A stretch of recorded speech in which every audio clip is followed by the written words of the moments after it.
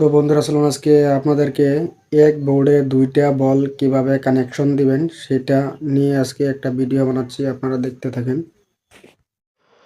তো এই যে আমি রেডি হইতাছি। তো আপনারা এই যে এরকম ভাবে দুইটা ফোল্ডার লইবেন, বোর্ডটা এরকম ভাবে থয়ে তারপর এরকম একটা তার নেবেন। তার নিয়ে আমি আগে থেকে সিলাই রাখছি তারটা, আপনারা সিলে নেবেন।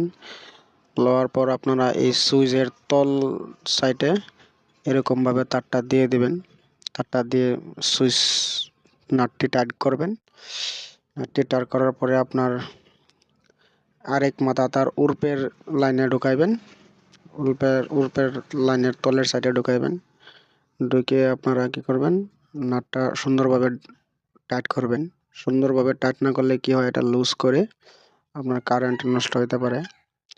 সুন্দরভাবে টেস্টার দিয়ে টাইট করে আপনারা লাগিয়ে নেবেন।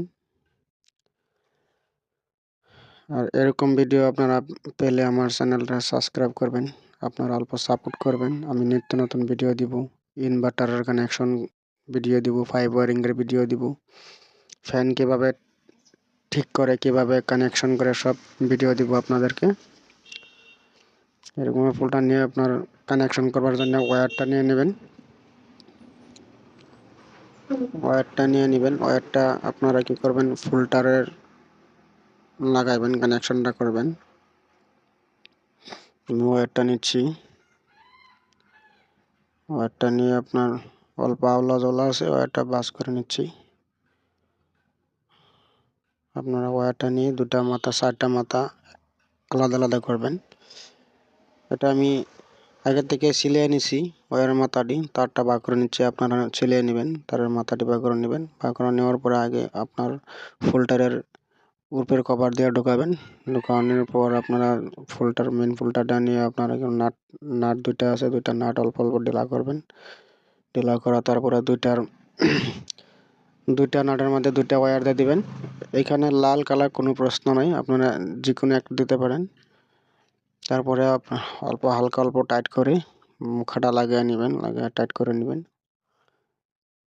টাইট করার পর আপনারা একটা হয়ে গেল আমার কানেকশনের ফোল্ডার কানেকশন, একটা হয়ে গেল। এখানে রাখলাম বলটা। এখন আরেকটা কানেকশন করব, আরেকটা ফোল্ডারে কানেকশন করব, আরেকটা বল লাগাবো। আপনারা 6টা কানেকশন, 6টা সুইচ, একটা সকেটটা কিভাবে কানেকশন করবেন দেখেন। আরেকটা ফোল্ডার আমি লাগাচ্ছি, আর নাটটা অল্প খুলে নিলাম। একটা ফোল্ডার লাগিয়ে আরেকটা বল কানেকশন করব। কিভাবে বলটা জ্বলে দেখুন। আপনারা অতি সহজে আপনারা ওয়্যারিংটা শিখতে পারবেন। সবারই প্রত্যেকেরই ঘরে ঘরে লাইন আছে। অল্প স্বল্প খারাপ হলে মেকার ডাকতে যান, মেকার ডাকতে লাগবে না, আপনারা নিজে নিজে অল্প অল্প শিখে নিন। শিখে আপনারা কাজও করতে পারবেন। তারপরে আমার ফোল্ডার কানেকশন হয়ে গেল দুইটাতেই। এখন বোর্ডে লাগাবো দুইটা মাথা। আপনার নেগেটিভ যেটা কালো তার দুটো এক লক করবেন, একসাথে করবেন। আর লাল দুইটা তার আপনার আলাদা আলাদা রাখবেন। বোর্ডে ওয়্যারিং কিভাবে করতে হয় সেটা দেখতে থাকেন। এটা হলো আপনার 5 পিন থেকে মোবাইল চার্জ করবেন যে সকেটটার কানেকশনটা কিভাবে দিব। প্রথমে আপনার সুইচে একটা সুইচের উরপে একটা মাথা দিব, আর একটা আপনার সকেটের নাটে ঢুকাই দেব আরেক মাথা ওয়্যার। তারপর আরেক সাইডে অল্প তার নিয়ে দিয়ে দিব।